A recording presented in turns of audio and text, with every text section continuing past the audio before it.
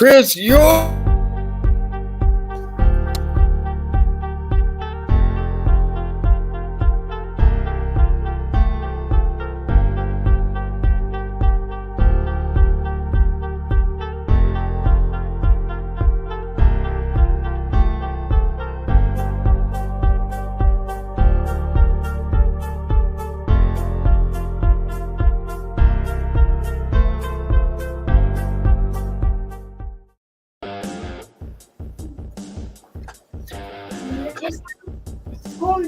Oh, yeah, that's right. Boom, boom, boom.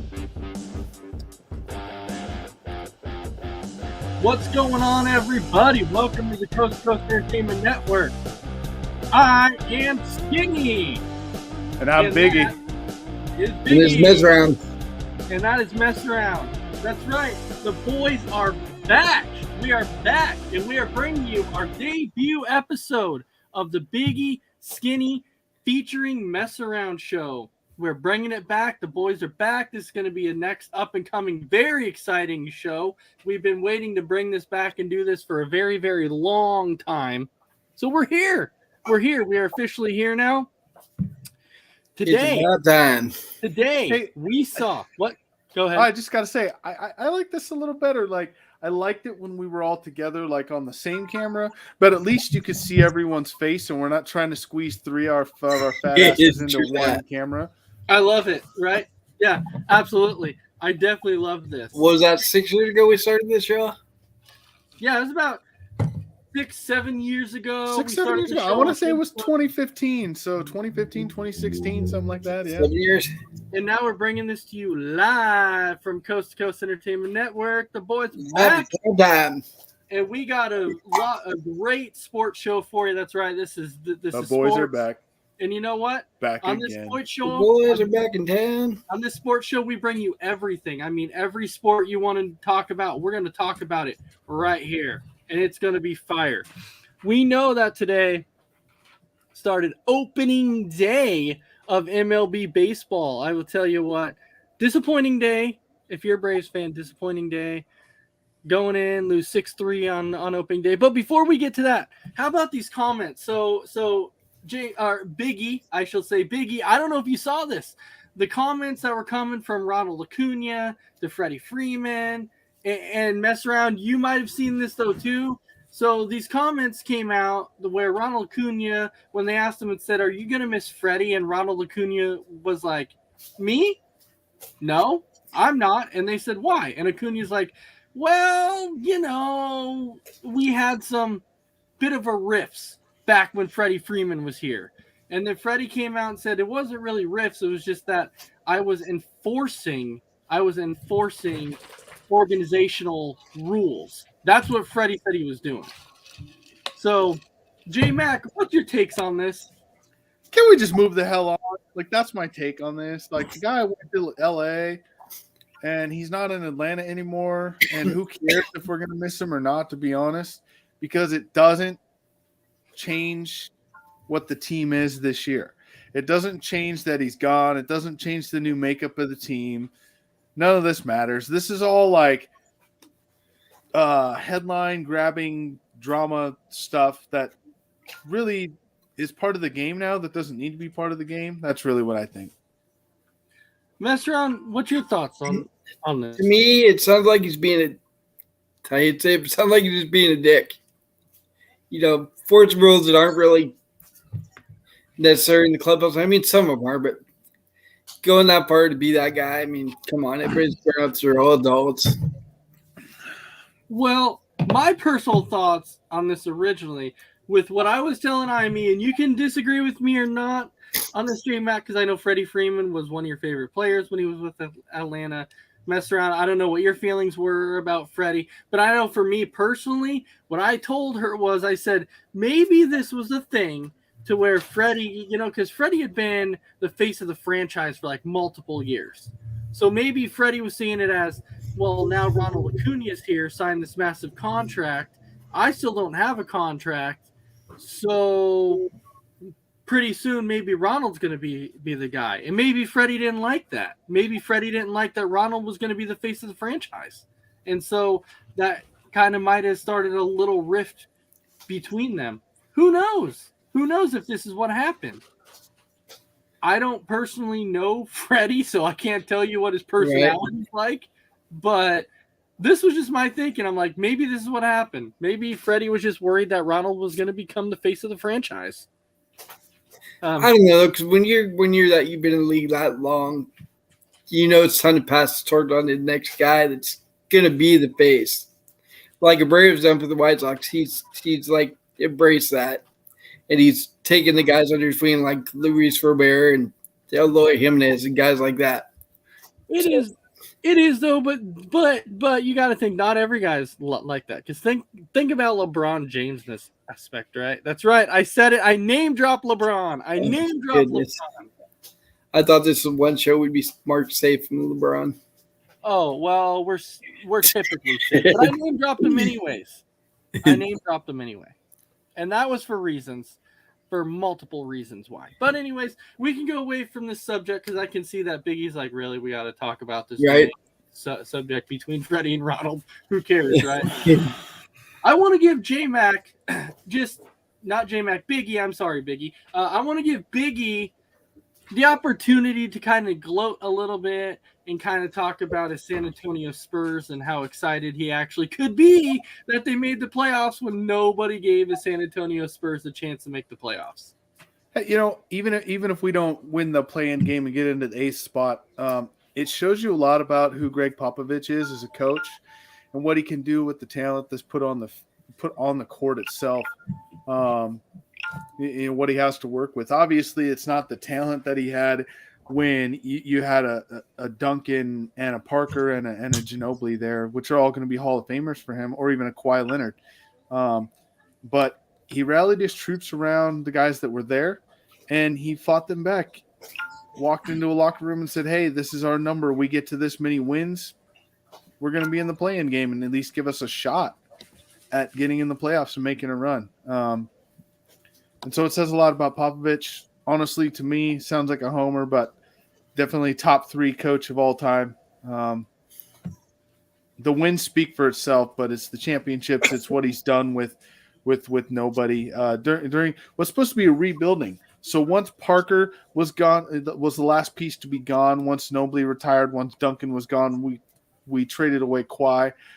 We couldn't get a free agent to come to San Antonio. He thought, hey, San Antonio is going to rebuild. And, we're rebuilding and still making the 10th spot in the West. So that's not too shabby, and I'll take it. Well, they definitely were when your best player last year was Keldon Johnson. Shut up. I can't escape that name. No, you can't escape that name because you had a San Antonio Spurs team who made the playoffs with Keldon Johnson. You're right. And this year we made it with Jamonte Murray, and Jamonte Murray is one of those guys. Sorry, one of those guys that. Anyways, Messaround, you were going to make a statement about this. Yeah, I hate to make this comparison, but to me, it's a lot like Belichick and the Patriots. Like everybody thought they were rebuilding and they made playoffs too. So they're two of the greatest coaches in their sport, and they know how to win and get it done. Doesn't matter if they're have no-name guys or they're supposedly rebuilding. They still find a way to get in the playoffs. So. Let me ask you though, Biggie, as being a Spurs fan, how much credit of this do you actually give to Popovich? How much of this would you say this team would not be in the playoffs if Popovich was not your coach? I don't think you could have done it with any other coach. Any current coach, no. I don't think you could have done it with any current coach. Now, I'll give it to you want to go all time. You probably could have done it with a Phil Jackson. You probably could have done it with a Phil Jackson. You probably could have done it with a Red Auerbach. Those Pat kind Riley, of coaches. maybe. Pat Riley, maybe. But no, any current coaches. I think Popovich is the only one. That would have that allowed you to get to the playoffs. Yeah, so I know that J-Mac, that Biggie's really excited about that. I keep wanting to say J-Mac. I'll get used to it. I know. His dog has something to say about it too. Yeah, we all know that my Pistons this year, just didn't pan out, didn't do freaking anything. There's a team that's rebuilding in the typical fashion. When are we not? I know you guys have been rebuilding for years. Yeah, when are we not rebuilding at this point? I'm just saying. But it looks like they finally hit on a draft pick. We did. Cade Cunningham is going to be a stud. I'm telling you. That guy looks like a real deal. Yeah, too bad he'll be a stud for another team. That's probably true. Hold up. So you're trying to tell me that the Pistons managed to get a draft pick right, and you're telling me that they're going to trade him away? That would be a Detroit Pistons thing to do. You know it's true. What? Okay, I'm not denying Tell that. me I'm lying. But I'm saying I don't think this was going to happen. And because right now I think we're starting to get some key pieces in there.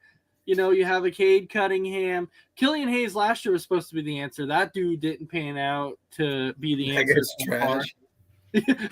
But he was supposed to be the answer. He was supposed to be.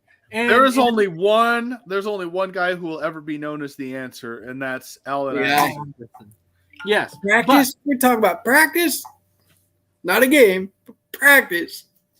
You know what? Even Christie's saying that she thinks that the Pistons are going to trade him, but no, because it's what they do. It is. Hold up.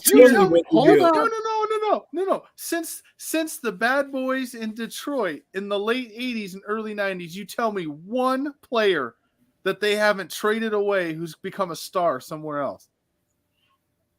Dumars. He was a borderline star, though. Okay, hold on here. So people that haven't become stars, well, there are some people. Wayne Ellington. Well, he kind of walked it. Well, no, we kind of threw him in a package deal. But Wayne Ellington was kind of a bench player. You're talking about our starters. It doesn't matter. We're talking about a superstar player. I mean, they even had. Think of the draft in 2003 when they had a chance to take. Who was it? They had a chance to take LeBron James, Carmelo Anthony. Who did they take? Darko Milicic. Yeah, I know. The human cigar. That one to me still hurts to this day. That one still hurts. Of the top 5 players taken, he's the only one who won't be in the Hall of Fame. Hey, it's not as bad as Portland taking Sam Bowie over Michael Jordan. No, it's worse. You're right. It's not as bad because it's worse. But I'm telling you. At least Sam Bowie made it in the league for 10 years and averaged 15 points a game. True. Right now, I'm telling you, when healthy next year, we got a good core that is coming. We got Cade Cunningham that's going to be a second year. He's going to only get better. With somebody else. We have Sadiq Bey. Okay, he's getting better. Okay, he's getting much better. He's been averaging about 20-some points a game over the last month and a half. He's starting to become better. Don't forget about Jeremiah Grant. He's going to become. He's been our best player. He has been our best player. So I'm saying we're slowly getting better. Trust the process. Trust it. We're getting. Not really. Hey, Messaround, you know what this reminds me of? This reminds me of listening to either a Pittsburgh Pirates fan or a Baltimore Orioles fan in Major League Baseball. Only they know who their players are. Right? Half is about it, like who? But Cade Cunningham, he'll be playing for Toronto in 3 years or something like that. We're not trading Cunningham. We're not doing it. We're not doing it. They know. I can't wait to say I told you so.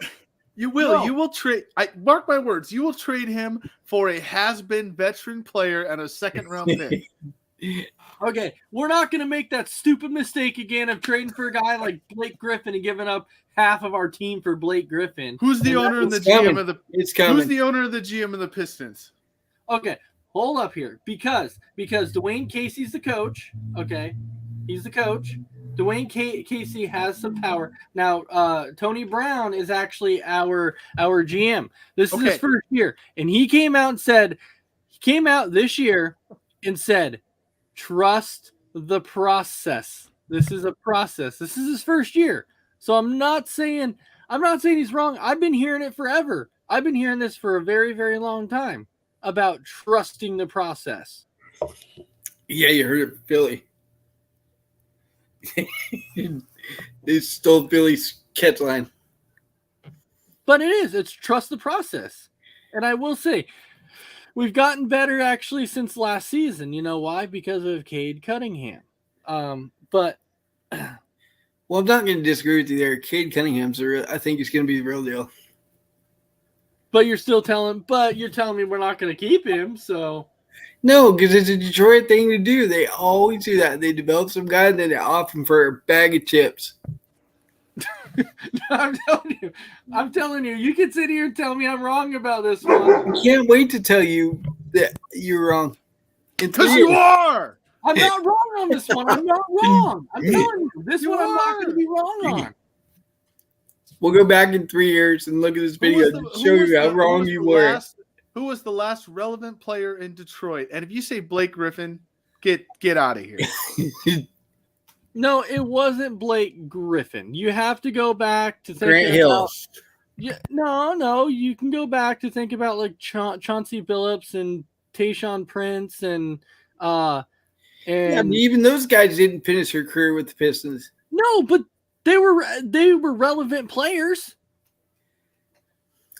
True. Exactly, they were relevant players. Look, I will be a Pistons fan through and through. I will sit here and tell you, I will be a Pistons fan. I will look at my team. I'll be like, yeah, hurrah, hurrah.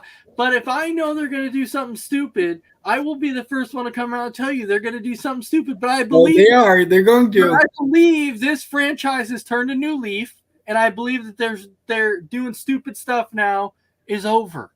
I believe it's over, and I believe that they found their star, which is Cade Cunningham. He's their future. So there's no way that they're trading Cade Cunningham. There's no way they're making a stupid deal like that again. It's coming. It's coming. I can't wait to tell you. I told you so. Well, in 2 to 3 years, when the Pistons are a top 5 seed, and oh my God, come on, Isaiah. No, we're getting there. Trust the process. Trust the process. I'm telling you. But we can move away from this one anyways. Yeah, I think Biggie's ready for that. Yeah, because I want to jump back to MLB for a second here because of something that I saw today. So the Pittsburgh Pirates, they actually extended a player today. What? They did. And this is what I couldn't believe. Was that Brian guy? No, Reyes. They extended Reyes. Now, This is the crazy thing. So let me look this up because I want to make sure that this is correct before I miss saying anything here. By the way, they did lose 9-0 again today. That's a Pittsburgh thing of you. Well, it is because Wainwright came out and was like, and they're like, Wainwright's back. I'm like, well, he faced the Pittsburgh Pirates.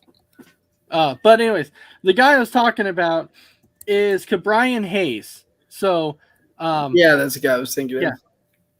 He agreed to get this. They extended him 8 years, $70 million. Wow, that's a bargain deal. Dude, that's a bargain. But the crazy thing is they had said that that's like the longest extension in Pirates history. That's the longest That's extension insane. in Pirates history. And it's 8 years, $70 million. So if you're supposed to be the so-called, franchise player for the Pittsburgh Pirates, who we know, come on now, we know the Pirates aren't doing much of anything. I guarantee it. What do you think about this whopping 8 year, $70 million deal? I think the guy needs to get a new agent. That's what I think. But the Pirates actually it shocked me. The Pirates actually extended somebody. That is what shocked me. Because we know it's the Pirate way. They get somebody good and they trade him away. Because it's like they're tired of being good or relevant. I don't know what it is. You might dog on the Pistons, but I think this Pirates team is actually worse. This Yeah, I don't see him organization- getting better anytime soon. No. I did see the other day, though, that somebody was talking about the Baltimore Orioles, right? Uh-huh. When somebody was talking about the Baltimore Orioles, they were talking about how the Baltimore Orioles were like 1 or 2 years away from actually competing. And I was like, what makes you think that the Orioles are like who do the Orioles have? What's going to make them relevant? They got a nice stadium. So That's all I can think of. So Sam is coming up and saying trade Brian Reynolds to the Giants. So he's only getting $8.75 million a year. Yes, he is. 8.75 million a year to play on the Pittsburgh Pirates, dude. Oh my God, I'm spending my whole career there, and I'm the star guy. I'm getting more than 8.75 million a year. Absolutely. And it's with the freaking Pirates. Why? You know what I'm saying? Dude's got a bad agent. Can't you look at your agent and be like, hey, dude, I want to get a good contract. Can you send me somewhere else? Like, can you get me a trade out of here from Pittsburgh? Because we know they're not going to be relevant for like multiple years to come. Multiple years. Last year they had Bell. They had Josh Bell, and they traded him to Philly. Right? You know his agent wanted Scott Boras getting that kind of deal. Oh man, I'm telling you, man. So let me What's ask up, you Sam? this. Yeah, what's going on, Sam? So let me ask you this. If you were a GM and you were offered a position right now in MLB, and they said your 3 options, you can either take the Baltimore Orioles, the Pittsburgh Pirates, or the Arizona Diamondbacks. Which team do you want? That's rough, dude. That's really rough. Exactly. I That's think if rough. it take Arizona because the weather's always nice. Because the weather's nice, that's why you're taking Arizona. Yep. It's the only plus I can see. I don't know.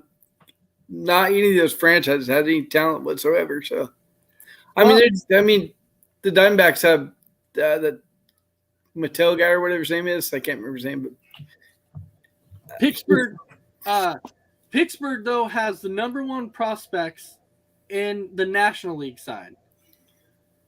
In the American League side, I believe it's the Orioles. So you have Orioles with the number 1 prospect on the AL, Pittsburgh with the number 1 prospects on the NL. Then you have Diamondbacks who are kind of fluctuating back and forth, which the Diamondbacks' best pitcher is Bumgarner, which, he's getting up there in age. The Pirates' best pitcher, you don't even know that. Well, that's just the thing about prospects is they're just that, prospects. You don't know how they're going to pan out in the MLB. So for me personally, if you asked me, I would go with Baltimore. And the reason is I'm saying that is because Baltimore has Santander. They have Mancini. So they actually have a few guys that they can actually build around unless they decide to trade them, which it wouldn't shock me because if they go into like full-blown just like nosedive this year to where they get even worse than last year, which I don't know how you could because last year they were atrocious. But they didn't lose 100 games last year. But at the deadline, it wouldn't shock me if Santander's gone, if Mancini's gone. If all these like young guys are gone, it would actually not surprise me. So, but I would go with Baltimore in this aspect. You said Arizona, I said Baltimore. Okay. Yeah, I'm still taking Arizona. All right, you're taking Arizona. But how about we go ahead and jump to a little bit of the NFL world because we know what's coming up, right? We know the NFL draft. About 9 days. 9 days. We have the NFL draft that is coming up. I think we're all super excited about the NFL draft. I am not completely sold, and I know Messaround, we've had these conversations before. I'll tell you, I'm not sold on this draft class of quarterbacks. I'm just not sold. I know that there's a few teams that are going in that are going to be looking for that quarterback of the future. Potentially, people are saying that that's what the Saints were trying to do. They were trying to trade up with the Eagles to try and move up to get their quarterback of the future. But what quarterback are you going to go after? People are talking about, potentially Kenny Pickett.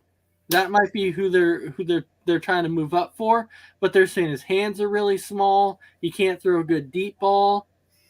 So other than that, this draft class for quarterbacks is not great. So no, it's really not like any other year. Pickett probably go in the second round. And typically, when it comes to like a draft, typically you do see a quarterback get drafted number 1 overall. This year, you're not going to see that. You're going to see Hutchinson from Michigan probably go number 1. He'll probably go. Thibodeau from Oregon. And Sam is saying any quarterback this year is Christian Ponder. Hey, I agree. That's a good comparison there. I like that. It is, because Minnesota was very high on Christian Ponder when they drafted him. Very, very high on the guy. He had his rookie season, he wasn't good. Kind of took a little bit of a step forward his second year, and then his third year, he kind of took that nosedive of that. Or when the Jets took E.J. Manuel in the first round. The Jets, they took E.J. Manuel. They also, what the heck was that guy's name? See, he was so irrelevant that I don't even remember. They also took another guy. Huh? Butt fumble, Sanchez? No, well, no. Oh. I mean, yeah, they obviously took him because he was quote unquote the Sanchez. But no, I know they took him. But when's the last time the Jets actually had a relevant quarterback? You turn that down. I'm going to bed. So when's the last time? Chad Pennington. That was it. Yeah, Chad Pennington was the last time the Jets actually had a relevant quarterback. That was it. We are Marshall. We are Marshall. Exactly. And what a lot of people don't realize about Chad Pennington is he didn't make it very long, and he had some shoulder issues late in his career, but Chad Pennington, when he retired, was actually the fifth best quarterback with completion percentages in the entire career. So he actually was a really accurate quarterback when he played. Yeah, but if you remember though, Chad Pennington, I believe, did not finish his career with the Jets. He actually finished it with the Dolphins. He did. Can you reach behind this TV and turn it down, please? His latter year was definitely that. So, and once I remember that name, I will tell you, Messaround. I don't know why it's escaping me right now, but he was so much there.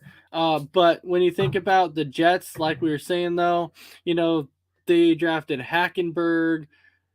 They thought Hackenberg could have been the answer. They drafted Sam Darnold. They thought that Sam Darnold was the answer. We're still not completely sure right now if Sam Darnold, I guess, is the answer, because he did go to Carolina. He started off really, really strong. Then he kind of tapered off a little bit, and there wasn't really much. So, J-Mac, let me ask you, with some of these quarterbacks that you're looking at, especially on the Jets organization, do you blame the organization, or do you actually blame just the Jets for bad drafting? It's hard to say. I think that we haven't seen enough of Zach Wilson yet to make a determination on whether he's going to be a good or a bad quarterback. I think Sam Darnold, I don't know what happened there. I think that they jumped the gun on that. He only started 1 year in college, so I don't think we had enough to go on for him to be drafted that high. He's not doing any better in Carolina, so it's not like the Jets were the problem there. So maybe just bad drafting on their part. I'm telling you, I really think it is and I finally thought of the name that I was talking about, that he was supposed to be the future for the Jets. It was Geno Smith. That was the name I was thinking about. Yes, Geno Smith. Geno Smith. They had him. So The one thing that I will talk about with Sanchez when we're talking about the Jets, that people are like, well, Sanchez got him to a couple AFC championships. Was it really Sanchez that got him there? It wasn't really No. Sanchez. If you remember, they had that kick-ass defense. Yeah. And we all know that Rex Ryan was all about the defense. So Rex Ryan built that defense to go to the Super Bowl, and he got one game away. So hats off to Rex Ryan. They were a 9-7 team, they had no business being in the AFC Championship game 2 years in a row. But that defense was shit. The offense couldn't score points. That's what got them in the end. But the defense was great. They had a great defense. Everyone remembers Revis Island. I mean, Darrelle Revis was. Dude, they had. I saw a stat that he gave up more than 100 yards 2 games in an entire season, and he faced guys like Randy Moss twice in a season. I mean, it was insane, the stats that I saw about that season for Darrelle Revis. Yeah, and he wasn't facing slouches. No. He wasn't facing receivers that you could sit there and say, well, they were mediocre. No, he faced some actual like stud receivers. But if you think about the defense, they had Darrelle Revis. They had Antonio Cromartie. So they had like 2 lockdown quarters. They had Buster Screen out there. I mean, they had freaking Jim Leonard was out there. They had all these, like, they had a killer defense. Bart Scott at linebacker. What was his name? And John Abraham on the defensive line. I mean, they had these guys that it's just a great defense. You put any quarterback in a somewhat good offense with that kind of defense. Eli Manning's a great attribute to that. I mean, they had great defense twice when they won the Super Bowl. So, yeah, and what led to this conversation that we were having was right before you came back on, we started talking about the NFL draft and started talking about how, like the Saints are potentially trying to trade up to get their quarterback of the future. There's no quarterbacks in this draft that I see right now that's going to be a franchise quarterback. I don't think their first year they can. I think there's a couple that could learn and grow, but you don't have anyone to give me one. You don't have anyone to learn behind if you go to New Orleans is the problem. My point is, if you were drafted, say, by Tampa Bay, okay, and you're a Matt Carroll or a Kenny Pickett, you could go behind Tom Brady and learn how to be a good quarterback, but that's 2-3 years down the road. So I'm saying if you're drafted by a good team, so none of these teams that need a quarterback are going to find their quarterback to start game 1, week 1, and be the franchise quarterback. These guys are going to develop. It's going to take time for these guys to develop. Which I'm not saying that I disagree with you about the aspect of drafting and developing, because sometimes that's what you need. My biggest pet peeve has always been, and I've said it multiple times, I've always said, I think it's crazy when a team drafts a quarterback and says, you're starting. You're instantly our starter. I'm like, dude, really? I was like, he has no experience in the NFL. Like, you should at least let him sit for a year and learn behind somebody to draft and develop and make the individual better. I really do. Classic example of who that happening to is Jacksonville thinking that Trevor Lawrence is the answer. And I'm not saying Trevor Lawrence is going to be awful. That's not what I'm saying at all. For all those people like Isaiah, they're going to come on here and jump down my throat and tell me that we haven't seen Trevor Lawrence. I'm not saying he's going to be awful. Okay, what I'm telling you is you put him with a rookie head coach who didn't even know who half the players in the NFL was, by the way. But the more that comes out about that. So you put him with a rookie head coach. He had a rookie offensive coordinator. He didn't have an offensive line, and he didn't have a defense. That just spells disaster for me to say, here's your week 1.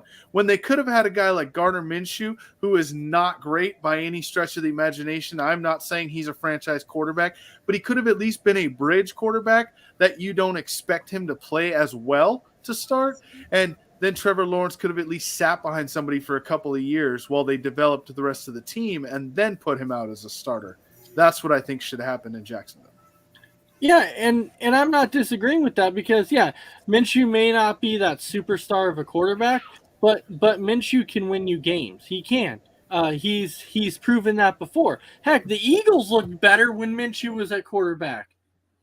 When Minshew took over for Hurts in the game that Hurts was hurt and they replaced Hurts, Minshew looked better. And I said, why aren't they going with Minshew? Because he wasn't first round pick like Hurts was. No, Yeah. but no, Hurts He was wasn't- actually he second wa- round. Hurts was a second I round. mean, it doesn't matter. I mean, he was there. Oh, he Hurts was- second round. That's right. Hurts is their guy. That's the difference. And I think that happens in the NFL a lot. Is Hurts is you draft someone and it's your guy, so you feel obligated to play him, even if you shouldn't be. I think that's what happens, especially if you're the coach. Which, this year, speaking of quarterbacks, this year in the quarterback carousel has gone freaking crazy. It's gone It's crazy. insane. We talked about this on Four Bros, and I know Messaround Dave knows the answer to this question, but I got to ask you, Skinny. Let me ask you a question. If you had to just off the top of your head, without thinking, okay, this is not naming off who you know for what quarterbacks. Without thinking, where do you rank Kirk Cousins in the NFC for quarterbacks? Currently, right now, I'd rank him in the top 5. And you think, but think about last year, he wouldn't have probably been top 10. Probably not, no. But right now, But this year, you look at top all 5. the quarterbacks that are playing right now. I mean, you got a Drew Lock, excuse me, and you have you name all these quarterbacks, and you're like, they're not better. No, they're not better. There really is 4 quarterbacks in the NFC that are better than Kirk Cousins, and that's Brady, Rodgers. For me, sorry, you got Brady, Rodgers, and you really have to get down and think about this, but Brady, Rodgers, Stafford would be a third one. Thank you. I was going to say, don't forget Stafford. Stafford for sure. And I forget who the fourth one was we were talking about. Was it Dak? It was Dak. That was it. Yeah. So, you got those 4 guys that are definitely better than Kirk. You could say they are better. The one that's right there that Messaround and I went back and forth on was Kyler Murray. You could say he might be on his level, but maybe we haven't seen enough yet to think he's on his level. But really, he's the only one that you could say he's either 5 or 6. Because those 4 guys are better, and I don't think anyone else is better than Kirk Cousins. Now, Nate, my brother Biggie did not just say that Locke was good. He did not just say that. No. Because Nate's saying Locke is terrible. And Oh my God, he finally admits it. I've been telling Nate that Locke was terrible for years. We didn't say he wasn't.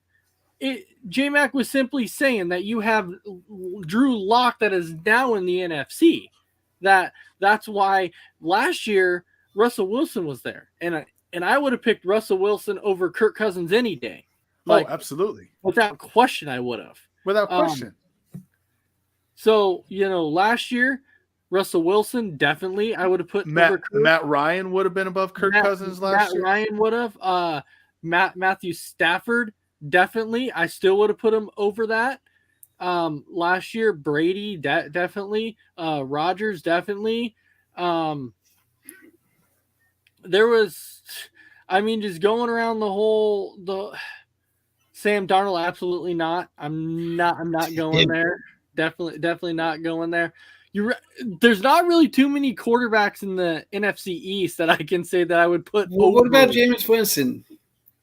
Debatable.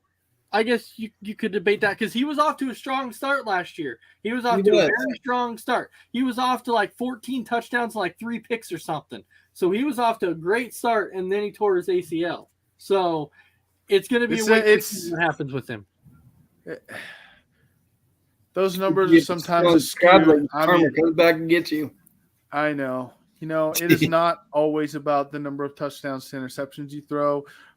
It's how you get your team. I'm not saying he wasn't off to a great start because he was. That's not at all what I'm saying.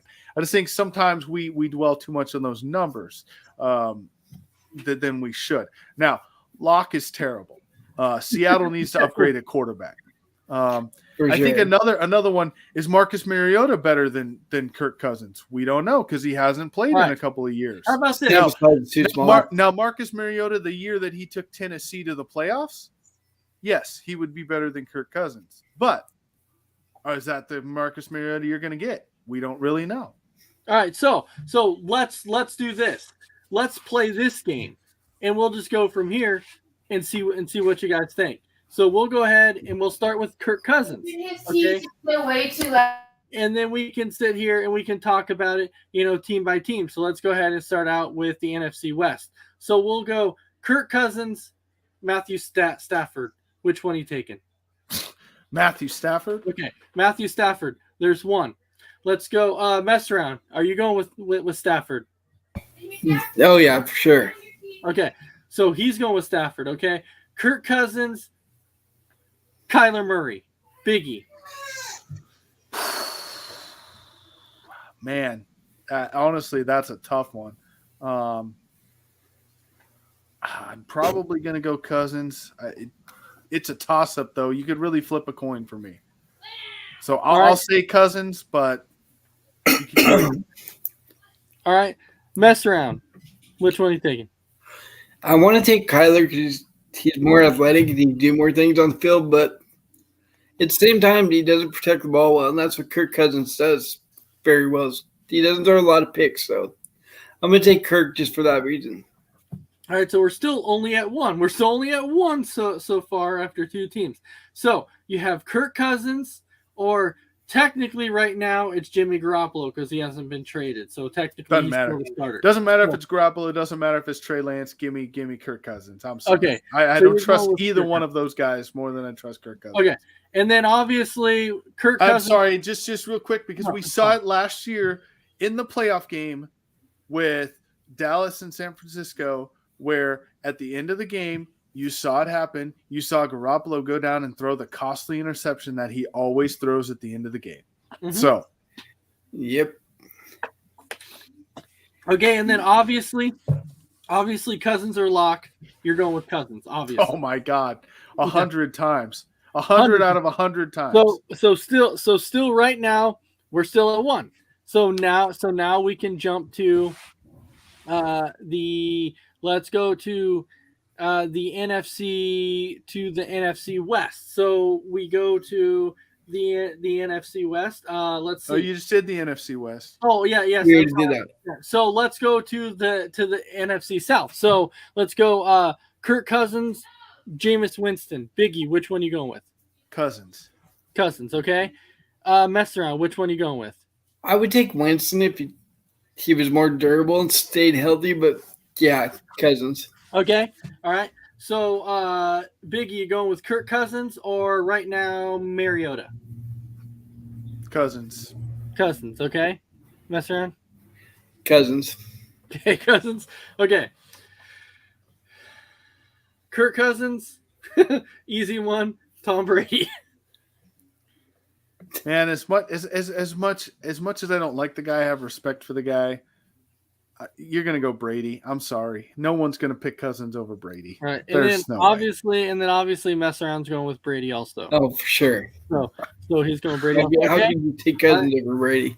And then Kirk Cousins over Sam Darnold. Sam Darnold, Cam Newton, PJ Walker. It doesn't matter who starts for Carolina. I'm taking Cousins over any starter for Carolina. Same. All right. So there you go. Okay. So now let's go to the NFC East. Right now, we've gone through that many quarterbacks. Right now, you have two quarterbacks on your list right now in the NFC that are better than Kirk Cousins, too. So we'll go to the NFC East. You'll go Kirk Cousins or Daniel Jones. Biggie. There's nobody in the East except Dak that we should even be talking about. Right. Daniel Jones? You mean Mr. Fall Over My Own Feet when I got a wide open touchdown? Let's not forget, though, this year that Carson Wentz is now in Washington. Their Super Bowl chances went down.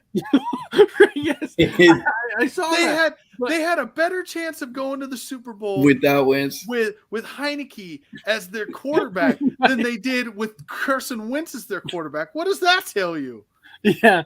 So So right now, so before I go into any other quarterback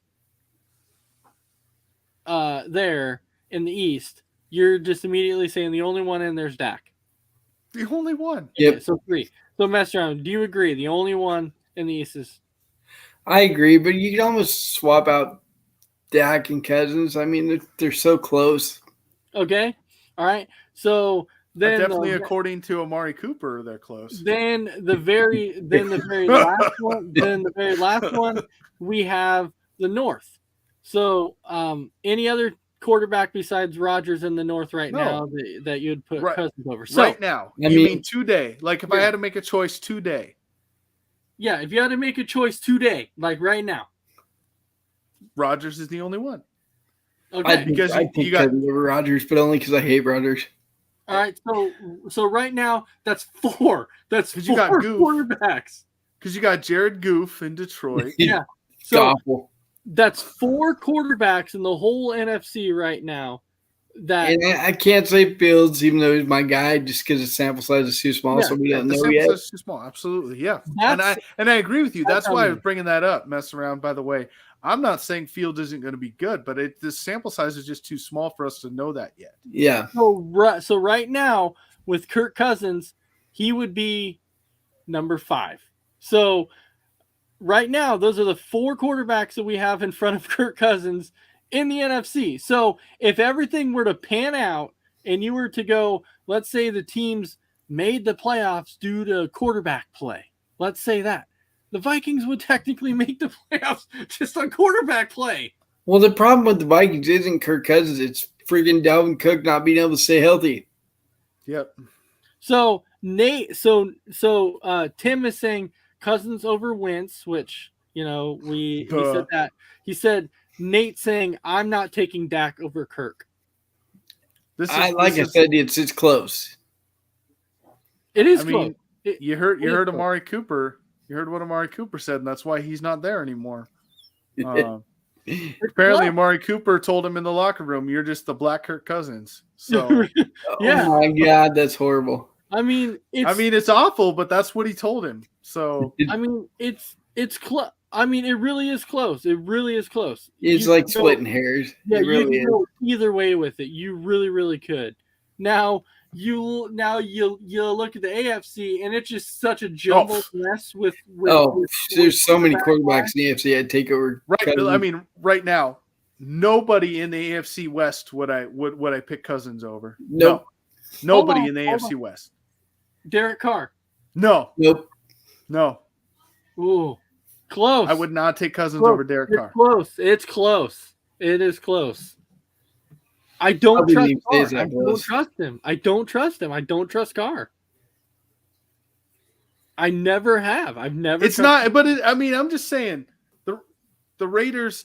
The reason they have lost out on the playoffs in the last couple of years has not been Derek Carr's fault. Nope. It's the defense that can't hold a lead. Yep. It's all been the defense. It has not been Derek Carr. And Carr with Darren Waller and Devontae Adams this year.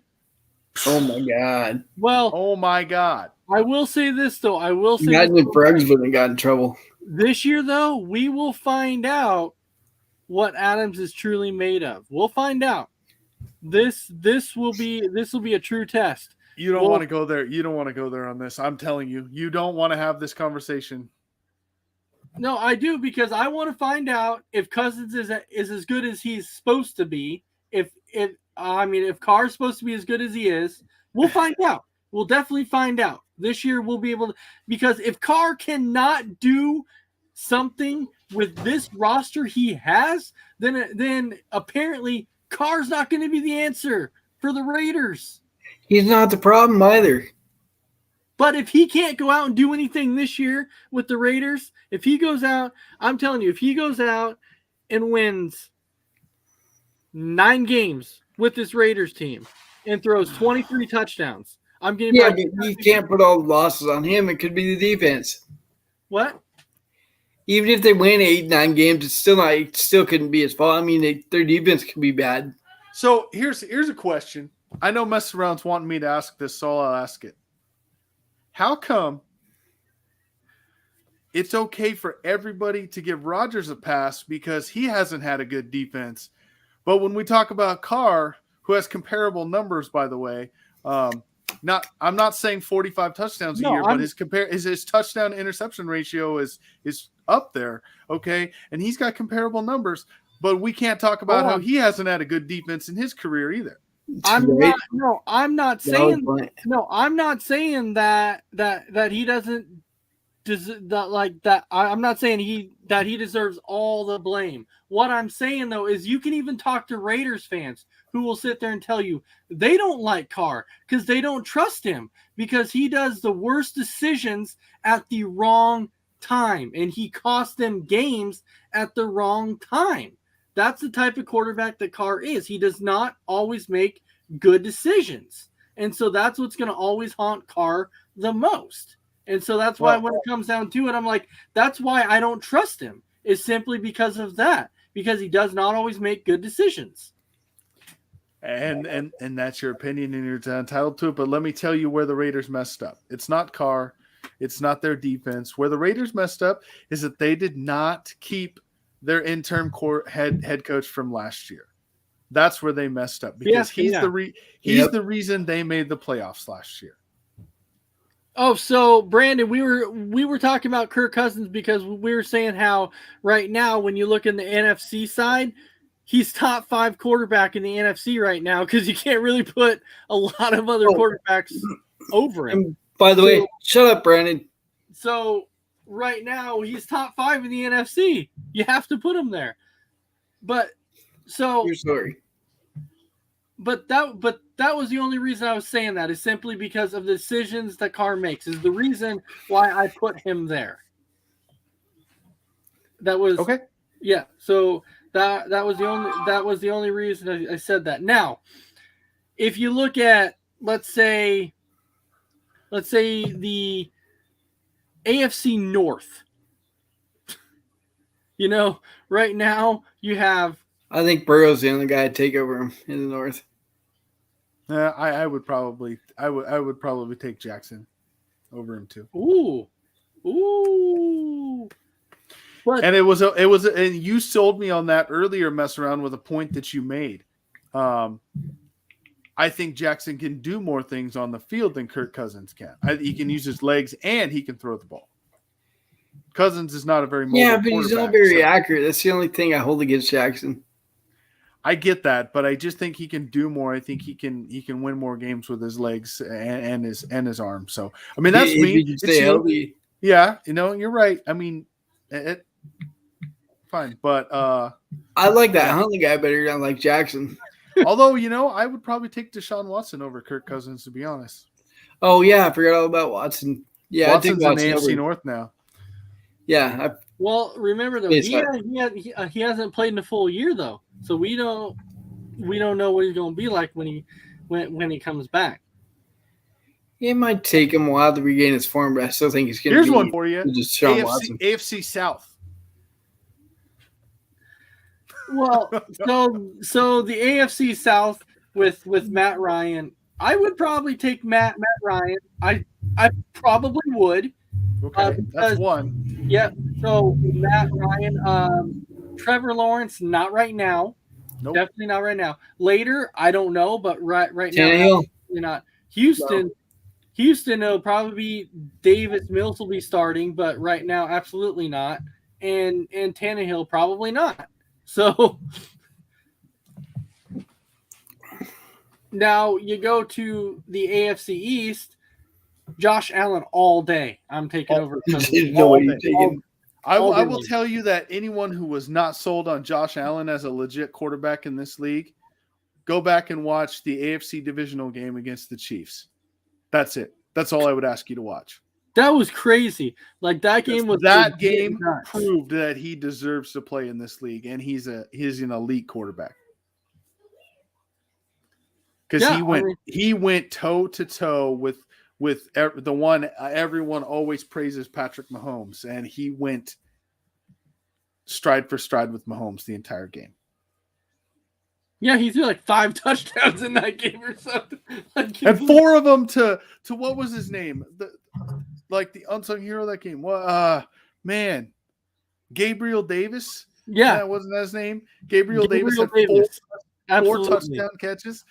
I mean, it was almost like you're sitting there watching it and you're like, there's no way Davis is open again. And he throws it and you're like, holy crap, Davis caught it again for a touchdown. So Brandon's saying, I know he's top 5 and it sucks. So even Brandon's saying it sucks. I mean, the NFC, I think, has been dominant for years, but this year, there's no question it's going to be the AFC. The AFC, any game, you're going to get a week where it's 2 AFC West teams playing. Oh, I mean, that's going to be must-watch TV. You're getting a Patrick Mahomes against a Justin Herbert against a David Carr, Justin Herbert against a Russell Wilson. I mean, my goodness, just unreal. And let's not forget, you're going to be getting Justin Herbert versus Mahomes twice a year. Yeah, you're going to be getting Russell Wilson versus Mahomes twice a year. I know. You're going to be getting this new Raiders team against Chiefs twice a year. So, you know, and we had talked about this, and we said, okay, when it comes to the AFC West, are these teams just going to beat each other up so much that people are saying, okay, well, 3 of them make the playoffs? Are they really going to? Because they're going to beat each other up so much that I don't know if 3 teams will make the playoffs in the West. I honestly see a team winning that division with 10 wins, just because each team in that division is going to beat each other up so bad that at the end of the year, a team's going to win the division with 10 wins. Absolutely. Like, it's. I mean, I could see any of those 4 teams with 3 losses just in the division. Yeah, because I think they can all split. They can all split. And so it's crazy. You see one team make a move, the other team's like, "Oh, I'm making a move." Then the other team goes and makes a move. The other team makes a move. And I'm like, the Raiders trade for Devontae, and then the Chiefs go, "Well, we're going to trade our guy in Tyreek Hill." And I was like, "What?" It's like, what just happened? And it is funny because then you hear Tyreek Hill in practice and they're like, what was it like being with Tua? And he's like, going from Patrick Mahomes to go from Tua is like going from a brand new Tesla to a 2001 Honda Civic. Well, yeah, because this year Tua's not going to have any excuses. If he's healthy, he won't have any excuses why Miami is not going to be winning. Well, because that defense has already been underrated for 3 or 4 years now. They should